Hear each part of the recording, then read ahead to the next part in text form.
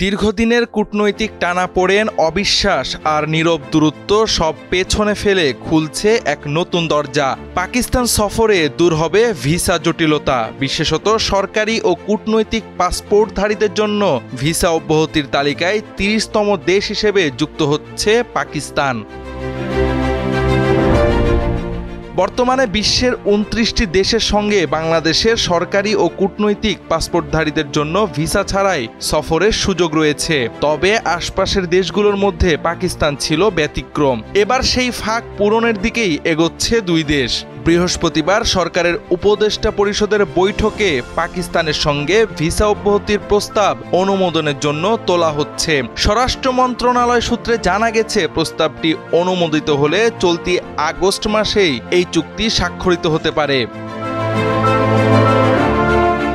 পাকিস্তানের উপপ্রধানমন্ত্রীর বাংলাদেশ সফর হতে পারে এই উদ্যোগ বাস্তবায়নের ক্ষেত্রে গুরুত্বপূর্ণ মোড়। জানা যায়, আগামী ২৪ আগস্ট বাংলাদেশে আসছেন তিনি। ঠিক তখনই চুক্তিটি চূড়ান্ত হওয়ার সম্ভাবনা রয়েছে বলে জানিয়েছেন সংশ্লিষ্ট কর্মকর্তারা।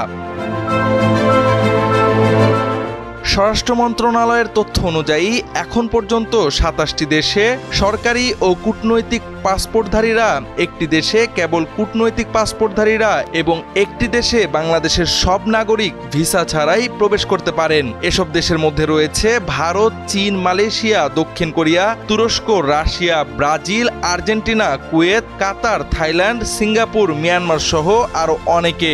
চীনের সঙ্গে চুক্তি থাকলেও অবস্থানকাল নির্দিষ্ট নয়। এই তালিকায় পাকিস্তানের যুক্ত হওয়া শুধু একটি নতুন দেশ নয়, বরং এটি দুই দেশের মধ্যকার দীর্ঘদিনের কূটনৈতিক দূরত্ব কমিয়ে আনার প্রতীক হয়ে উঠতে পারে। এখন শুধু অপেক্ষা আনুষ্ঠানিক ঘোষণার। সম্পর্কের দরজায় কড়া নাড়ছে নতুন সম্ভাবনা। জাওয়াদ আহমদ, সময়ের আলো।